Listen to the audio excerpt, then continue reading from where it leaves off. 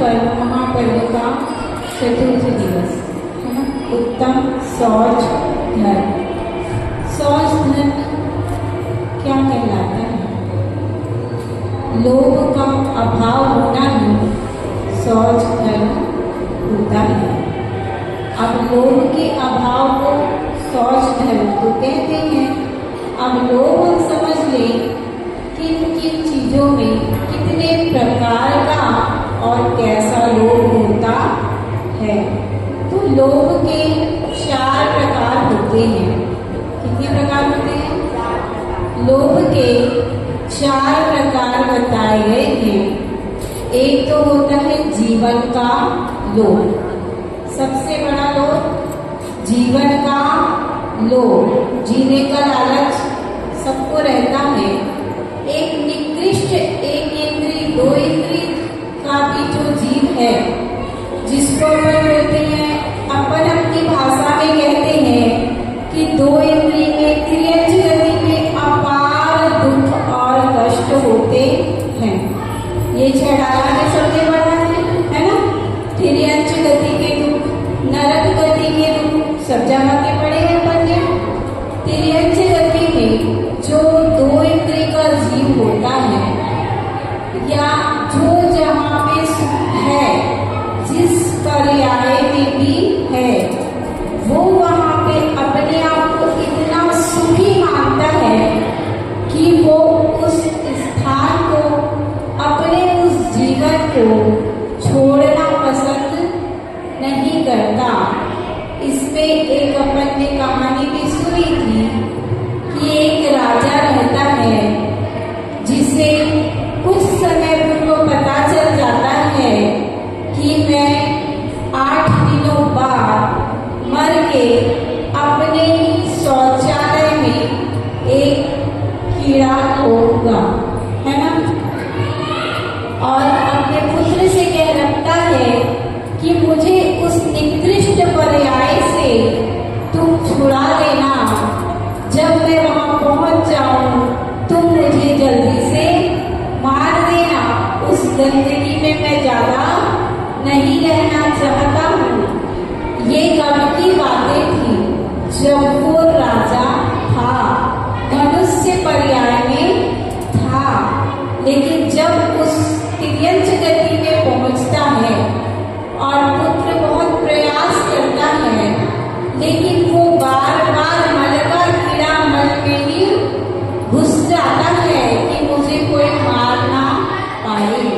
अब वो जहाँ है उसे वही आनंद की अनुभूति हो रही है। तो पहला क्या होता है? जीवन का लोभ। अपने जीवन का, अपने परिजनों के जीवन का। किसी को धोखे में भी कोई बता दे इसे ये परेशानी है, कुछ दिन का मेहमान है, या इतने लास्ट स्टेज का बड़ी अशांति रोग है, फिर अपन को कोई कैसा भी उपाय बता दे, अपन करने को तैयार हो जाते हैं। किस चीज को बचाने का लोभ करते हैं? जब आयु कर्म पूर्ण होना ही है तो आप कितना भी मिथ्यात्व में भटक लो, कहीं भी कितनी मान्यताएं कर लो, जिसको जब जाना है तो कोई भी बचा नहीं सकता। लेकिन लोभ जो अपने भीतर समाया हुआ है, वो अपने को सम्यक और मिथ्यात्व की पहचान होने ही नहीं देता है। किसी भी रूप में हम उस व्यक्ति की वियोग को सहन नहीं कर सकते, ऐसा सोचकर कुछ भी करके उसे बचाने का प्रयास जरूर करते हैं। ये होता है जीवन का लोभ। और दूसरा होता है निरोगता का। हर कोई निरोगी बना रहना चाहता है, कोई भी रोग को पसंद नहीं करता है। पर रोग के हिसाब से रोग बीमारी अपने पास आती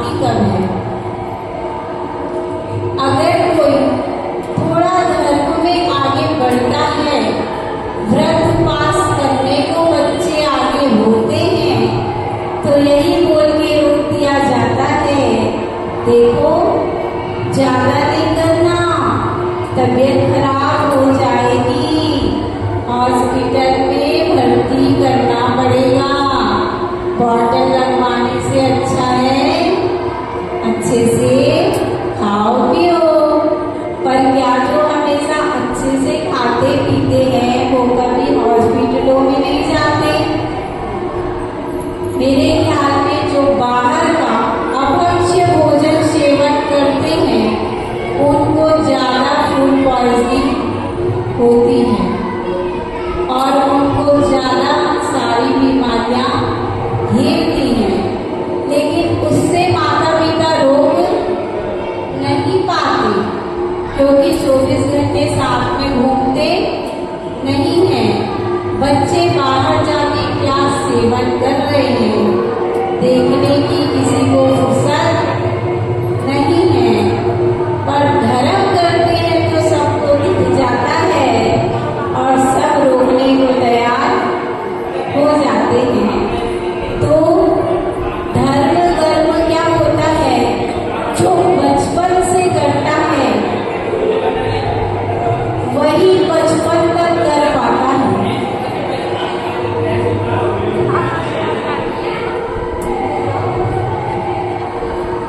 जो बचपन से करता है वही बचपन में कर पाता है। एकदम लास्ट में किसी को बोलोगे कि आप धर्म की तरफ उन्मुख हो तो जीव की परिणति जो शुरू से बन चुकी है भटकने की, वो लास्ट में आप उसे नमोकार मंत्र सुनाएंगे तो आपके ऊपर क्रोध करेगा, सुनेगा नहीं। इसलिए बच्चों में ये संस्कार बचपन से डालें।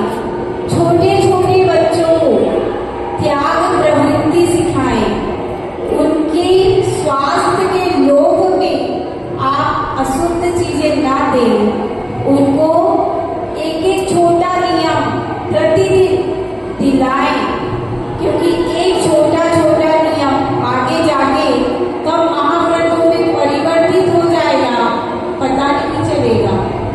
लेकिन छोटे छोटे नियमों से बच्चों को तो दूर करते हैं, स्वयं में पालने में डरते हैं। जबकि प्रतिदिन एक एक वस्तु के त्याग का नियम सभी को लेना चाहिए। छोटे से छोटा नियम, ये नहीं कहते बहुत बड़ा घर छोड़ के निकल जाओ या एकदम प्रतिमा आदि ले लो, लेकिन रोज छोटे नियम प्रतिदिन के श्रावक के नियम होते हैं वो सबको जरूर लेना चाहिए। ये धीरे धीरे अपनी लोभ प्रवृत्ति को कम करता है। नियम धीरे धीरे लोभ प्रवृत्ति को कम करता है। नियम के फल में बहुत सी कहानियां हैं। चांडाल की कहानी है, कौवे के मांस वाली कहानी है, सबको इन कहानियों की जानकारी है ना? तो इससे छोटी छोटी कहानियां जो भी यहाँ पे पाठशाला चलती हो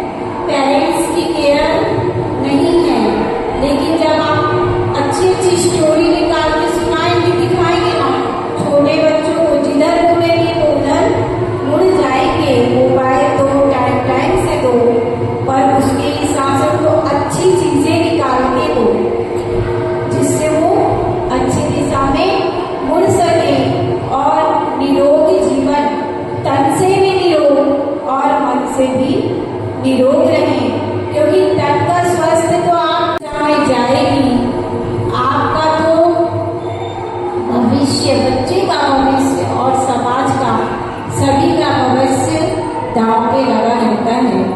इसलिए अच्छी माँ बने और बच्चों को सही दिशा में मोड़े, ठीक है।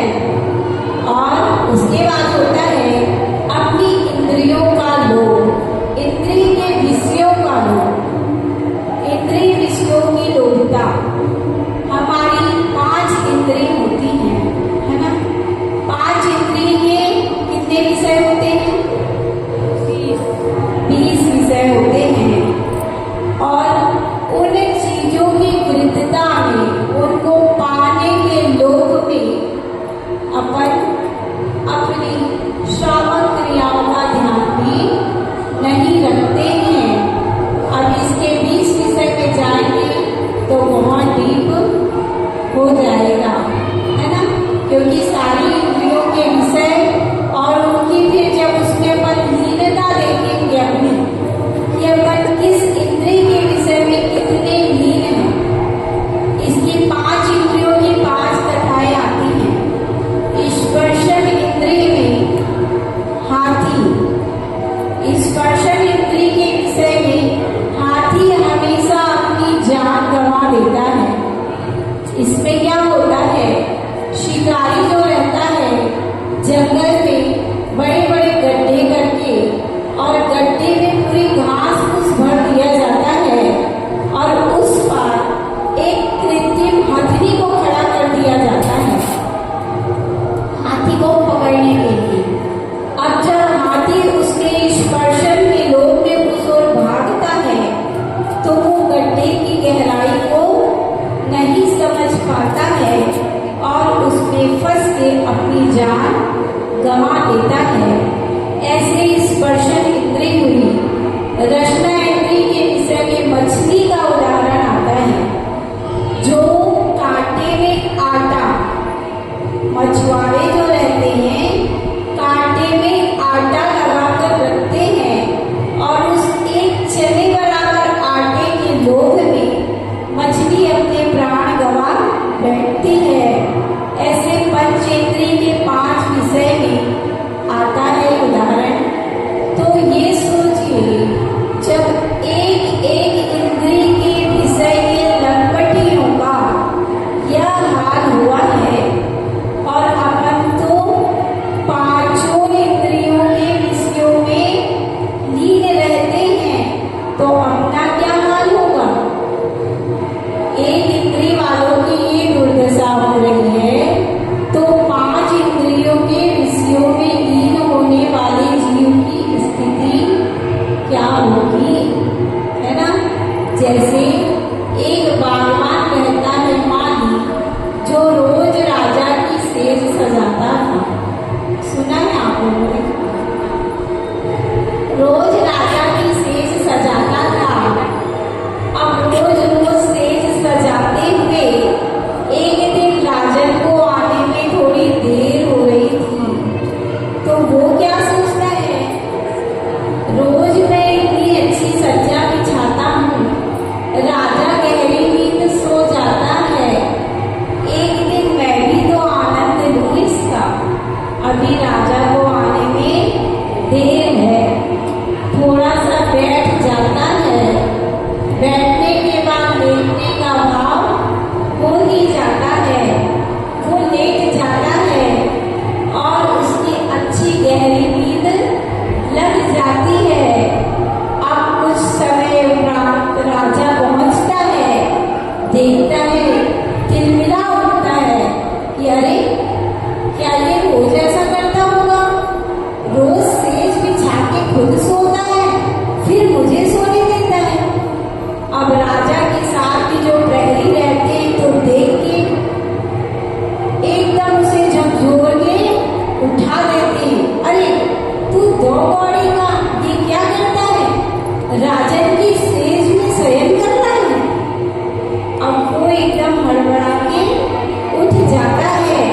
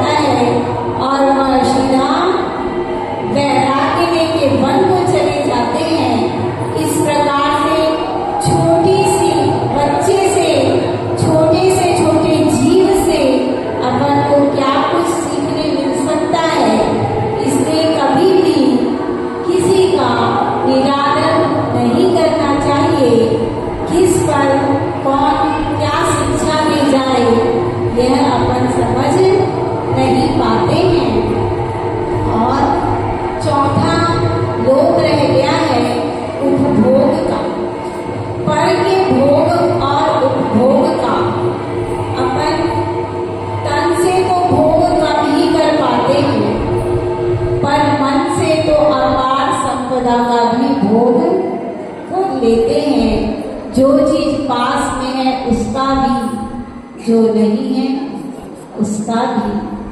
और भोग भोगने तो पुण्य से मिलते हैं, भोग भोगने पुण्य से मिलते हैं, लेकिन पुण्य से मिली हुई चीज का भोग ना करके उसका त्याग करना ये शौच धर्म कहलाता है। क्योंकि पुण्य से तो चक्रवर्ती को क्या क्या नहीं मिला। अगर चक्रवर्ती दीक्षा ना ले, अपनी पूर्ण आयु भोग करता रहे तो निश्चित सातवें नरक ही जाता है, क्योंकि उसके पास अपार परिग्रह होता है। अगर उसको ना छोड़े, संयम को ग्रहण ना करे तो निश्चित नरक आयु का बंधन करता है। क्योंकि तत्वार सूत्र में अपन ने सूत्र पढ़ रखा है। क्या पढ़ा है? भगवारंभ परिग्रह नारकस्या युष। बहुत अधिक आरंभ परिग्रह करने वाला जीव नरक आयु का बंधन करता है।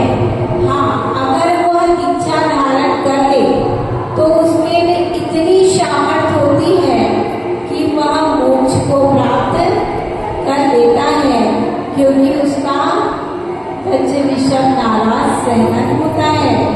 और ऐसे सहनन वाले जीव ही या तो सातवें नरक जाते हैं या तो सीधा मोक्ष शिला को पाते हैं।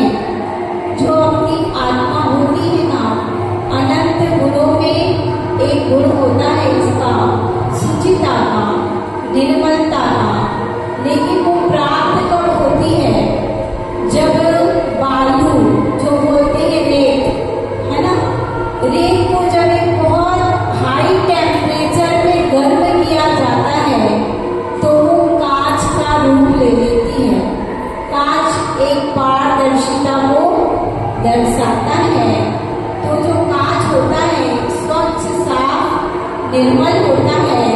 लेकिन क्या होता है, जब रेत की संपूर्ण कलुषता खत्म हो जाती है, वो बहुत ऊंचे तापमान तक उसको पहुंचाया जाता है, तभी उसकी कलुषता समाप्त होती है। तो ऐसे ही जब हम अपने समस्त विषयों के, भोगों के कलुषता को समाप्त करेंगे, तभी हम भी सर्वज्ञ भगवान बन सकते हैं, निर्मल आत्मा को प्राप्त कर सकते हैं।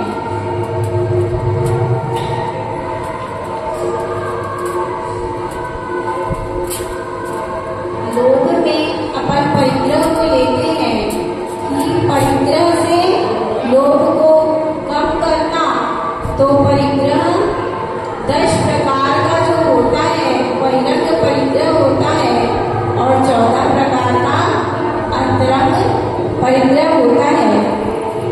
वस्तु के नहीं होने में तो कष्ट होता ही है। कम वस्तु प्राप्त होती है तो भी व्यक्ति दुखी रहता है, और अधिक वस्तु प्राप्त हो जाए तो उसके संग्रह में दुखी रहता है। वस्तु प्राप्त नहीं हो तो भी दुखी, कम प्राप्त है तो भी दुखी, और प्राप्त हो गई है तो उसके संरक्षण की चिंता में कि अब ये चीज आपके घर में ही देखना, अगर आपके पास कुछ भी वैरायटी की सब्जियां नहीं तो आप टेंशन में रहते हो। आज क्या करें, आज अचानक मेहमान आ गए, अब क्या करें, है ना, उसमें रहते हो। और उसके बाद अगर सारी चीजें हैं, आपको कोई विशेष रेसिपी बनानी है, एक आध चीज की कमी रहे तो भी टेंशन रहता है, अरे ये बस नहीं है, ये रहता तो हमारी ये चीज बन जाती। और अगर किसी दिन श्रीमान जी ज्यादा मेहरबान हो गए, खूब सारी मट्टी लाके घर पे रख दिए, तो संभालने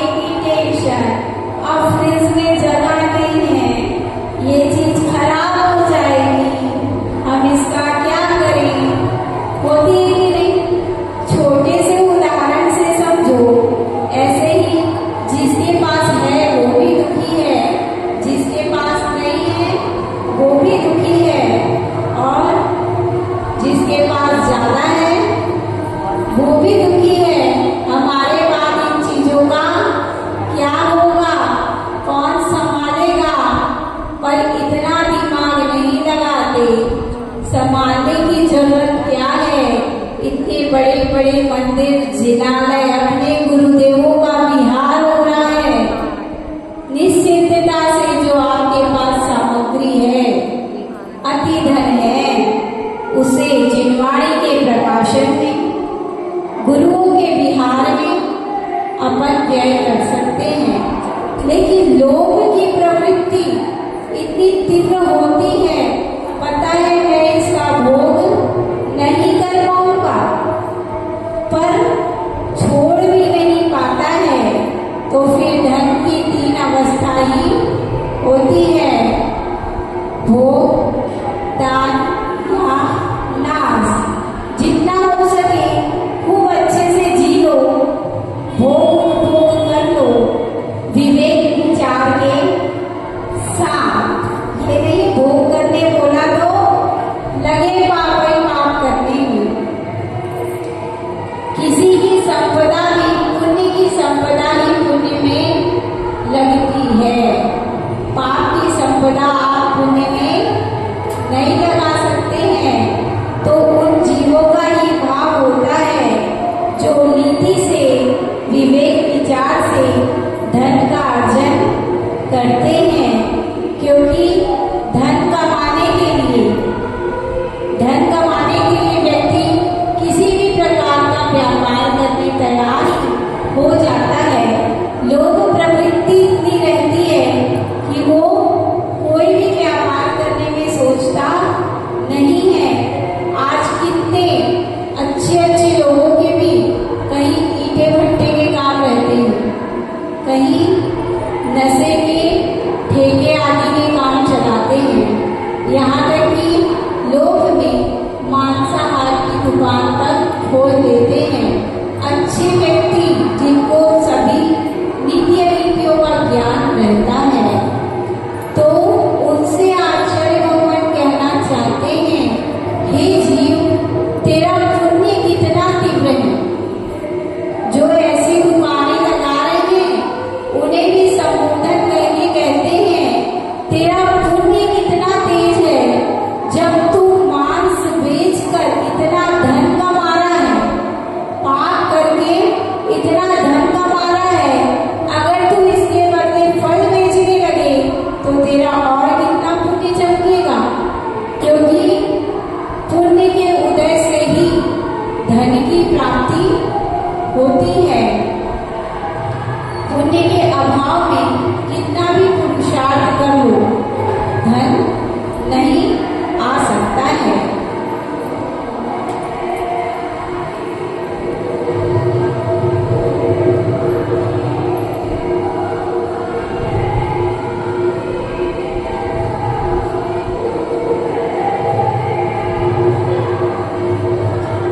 इसी में एक कोटेशन आया था, अर्जुन जी का पढ़ा था हमने, जिसको पैसे से राग है, जिसको पैसे से राग है वो धनवान हो नहीं सकता।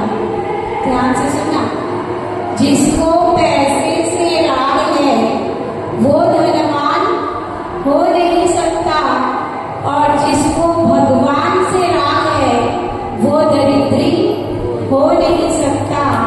जो भगवान की भक्ति करेगा उसे अपार संपदा मिलती है। आचार्य विशुद्ध सागर जी का एक प्रवचन है, YouTube में सर्च करके देख लेना। भगवान की भक्ति पूजा करने से धन ऐसा छमाछम बरसता है कि आप संभाल नहीं पाओगे। इस भाव में तो मिलेगा ही मिलेगा, अगले भाव में 10 गुना होकर मिलता है। और चूंकि अपन व्यापारी वर्ग कहलाते हैं, बनिया लोग, तो अल्प व्यय करके यदि अधिक लाभ मिलता हो, भैया लोग को ज्यादा समझ आएगी ये बात, अल्प व्यय करके अधिक लाभ मिलता हो तो उस व्यय को गौण करना चाहिए, जरूर करना चाहिए और अधिक लाभ कमाना चाहिए। श्री जी की भक्ति में अपन क्या लगाते हैं, इतनी सी एक मुट्ठी द्रव्य से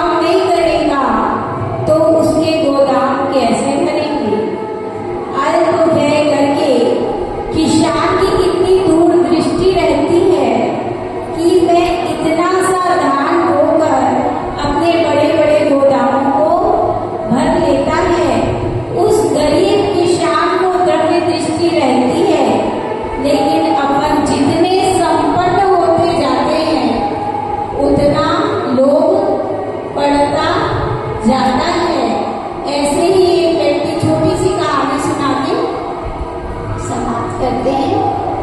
एक व्यक्ति रहता है जो उत्तर भारत का रहता है, दक्षिण में जाता है।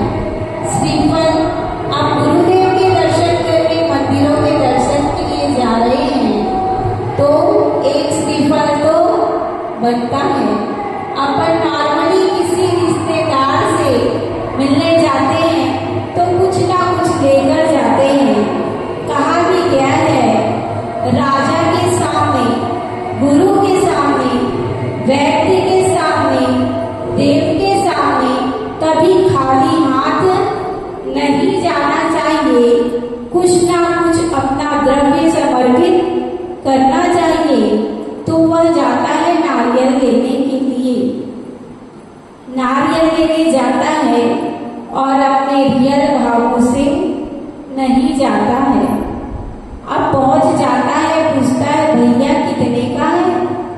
वो कहता है 25 रुपए का। अरे तुम तो बड़ा महंगा दे रहे हो, हमारे यहाँ तो 20 में ही मिल जाता है। ठीक है तो एक काम करो, थोड़ा आगे बढ़ जाओ, ये आउटर की दुकान है तो आपको महंगा मिल रहा है। आप बस्ती में जाके लो तो आपको कम में मिल जाएगा। अब वो बढ़ते बढ़ते चला जाता है। अब आप सोचिए, जो 5 रुपए के लिए इतनी हुज्जत कर रहा है तो क्या वो ऑटो करके जाएगा? पैदल खचुलता जाता है पैसे बचाने को। जबकि अच्छा बड़ा संपन्न प्रतिष्ठित व्यक्ति रहता है, लेकिन लोभ की पराकाष्ठा। वो पहुंच जाता है मंडी में। अब कहता है भैया नारियल कितने का? वो कहता है 15 रुपए का। अब 25 से 15 में आ गया। फिर कहता है ये तो बहुत ज्यादा है, क्या थोड़ा कम नहीं कर सकते हो? तो वो कहता है एक काम करो, यहाँ तो इतने का ही मिलेगा, आप थोड़ा आगे बढ़ जाइए, वहाँ बगीचा है नारियल के पेड़ों का, आप वहाँ से जाकर ले लो, हो सकता है वो कुछ कम में दे दें। फिर बढ़ता जाता है नारियल की खोज में और पहुंच जाता है बगान में। अब जहाँ वो नारियल टूट के रखे रहते हैं, ठेकेदार खड़ा रहता है, उससे कहता है भैया नारियल कितने में दोगे? कहता है 10 रुपए में ले लो। अब वो कहता है ये तो बहुत ज्यादा नहीं लग रहा आपको, उतना तो वहां पे मिल रहा था, थोड़ा और कम नहीं कर पाओगे? कहता है एक काम करो, वो पेड़ लगा है ना जो तोड़ रहा है ना, हमको तुड़वाई भी तो देनी पड़ती है, एक काम करो जो तोड़ रहा है आप उससे ले लो, वो कुछ कम में दे देगा। फिर वो आगे बढ़ते जाता है और तोड़ने वाले व्यक्ति के पास पहुंच जाता है। कहता है भैया कितने में दोगे? कहता है 5 रुपए में ले लो। 25 का नारियल 5 में लेने की भी कुवत नहीं है। कुवत तो इतनी है कि करोड़ों के बंगले हैं, लेकिन भगवान को चढ़ाना है इसलिए मोल भाव चल रहा है। अब वो व्यक्ति कहता है क्या और कम नहीं हो सकता है? आपका तो बगीचा है, एक मुझे ऐसे ही दे दो। तो वो कहता है एक काम करो, वो पेड़ है, चढ़ जाओ और ले आओ। अब वो व्यक्ति अभ्यस्त था, धीरे धीरे चढ़ गया पेड़ पे। अब कोई नारियल ऐसे टूट रहा है, बहुत मजबूत रहता है, लौकी गिलकी जैसे नहीं टूटता कि वो झटकिया निकल गया। एक हाथ से बहुत कोशिश करता है, नहीं टूट रहा। अब क्या करता है, दोनों हाथ छोड़ के नारियल पकड़ लेता है। अब तो ये टूटेगा। अब पैरों को पेड़ में फंसाया हुआ है और खींच रहा है उसे। पाया। इतने में आई तेज की आंधी, हवा चली और उसका बैलेंस डगमगाने लगा। नारियल भी थोड़ा छिला सा हो गया। अब वो सोचता है मैं कैसे बचूं, तो क्या करता है, वहां से एक घुड़सवार निकलता है। घुड़सवार निकलता है घोड़े पे बैठा हुआ, उससे कहता है भैया कैसे भी करके मुझे बचा लो, मैं गिर जाऊंगा तो मर जाऊंगा, क्योंकि नारियल का पेड़ बहुत ऊंचा होता है। अब घोड़े वाला कहता है मैं तुम्हें बचा तो सकता हूँ, लेकिन 50 रुपए लगेंगे, ठीक है। अब कहता है, कुछ देर को सोचता है, अरे इससे अच्छा वहां 25 का ले लिया होता। ठीक है भैया कैसे भी बचा लो, मैं 50 देने तैयार हूँ, तुम्हारे हाथ पैर जोड़ता हूँ, पर मुझे बचा लो। अब घोड़े वाला सोचता है नहीं तो सहारा देना है, 50 रुपए मिल जाएंगे, चलो। घोड़ी खड़ी करता है नीचे, उसके पैर पकड़ता है, बोलता है आओ। उतने में घोड़ी खिसक लेती है। अब वो उसका पैर पकड़ के लटका है। वो कहता है मैं तुम्हें 100 रुपए दूंगा, तुम नारियल बस मत छोड़ना। अगर तुमने छोड़ा तो दोनों चले जाएंगे। अब कहता है ठीक है, खुश होता है अंदर ही अंदर कि चलो 5 के 50 मिल रहे हैं।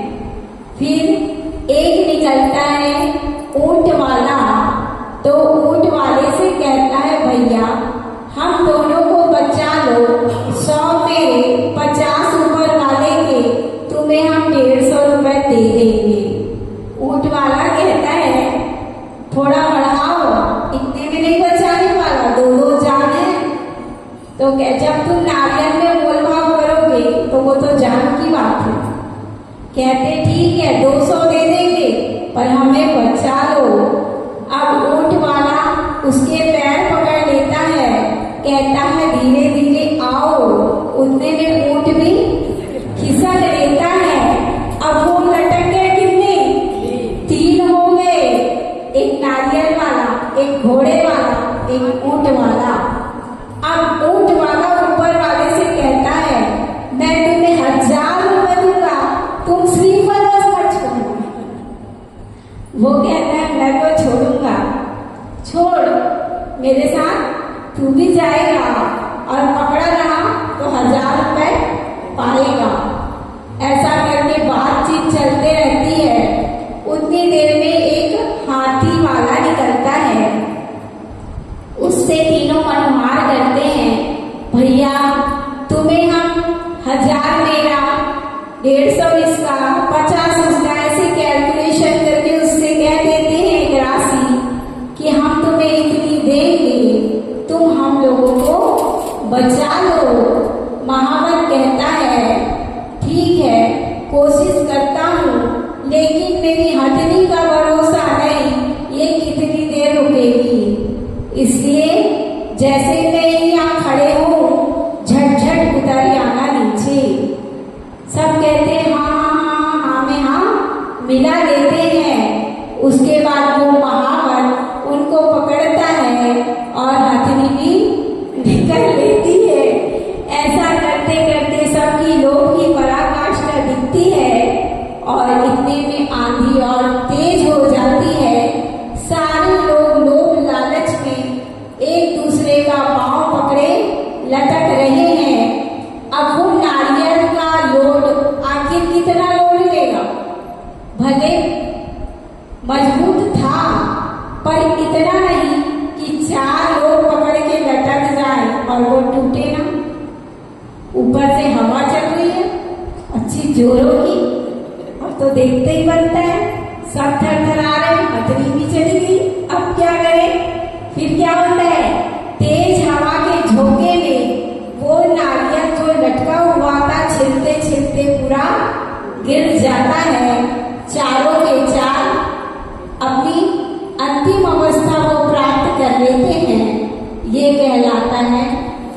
लोभ के बहुत से दृष्टांत हैं, पर सुन के कम नहीं होगा किसी का लोभ। जब तक अंदर में व्यक्ति गुनेगा नहीं कि मैं साथ में क्या ले जाने वाला हूँ। रोज देखते हैं, रोज सुनते हैं, हजारों करोड़ों की संपदा वाले भी हाथ में कुछ भी ले जा नहीं पाते हैं। इसलिए अपनी लोभ की परिणति को विराम देके कुछ समय धर्म ध्यान के लिए कुछ द्रव्य, हर चीज अपने आत्म प्रभु के लिए और त्रिलोकीनाथ के लिए जरूर अर्पण करना चाहिए। अपनी सोचता को प्रकटित करना चाहिए। और नीति क्या कहती है? बहुत लाभ के लिए कम व्यय करना श्रेष्ठ होता है। इस प्रकार से एक सोच धर्म के दृष्टांत के द्वारा कुछ अल्प बुद्धि से समझाने का प्रयास किया है। तो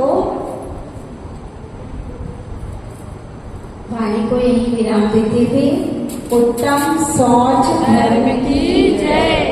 वीर प्रभु से प्रार्थना, सभी के जीवन में सोचता प्रकट हो, लोभ का परिहार हो और सम्यक दर्शन की प्राप्ति करते हुए, श्रावक व्रत पालते हुए आगे महाव्रती होकर अच्छी सकेतना समाधि पूर्वक मरण हो। सभी का मंगल हो। सबको जय श्री